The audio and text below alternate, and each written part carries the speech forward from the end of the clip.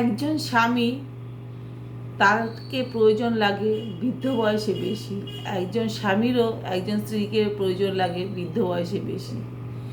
যৌবনে তো খুনসুটি ঝগড়া আনন্দ করে হই হুল্লোড় করে কাটাইয়ে দেওয়া যায়, কিন্তু বৃদ্ধ বয়সে দুজনের না হলে খুব মুশকিল। সেই বৃদ্ধ বয়সটা কাটানো খুব কষ্টের। সেই সময় শরীরের টান থাকে না, থাকে মনের টান।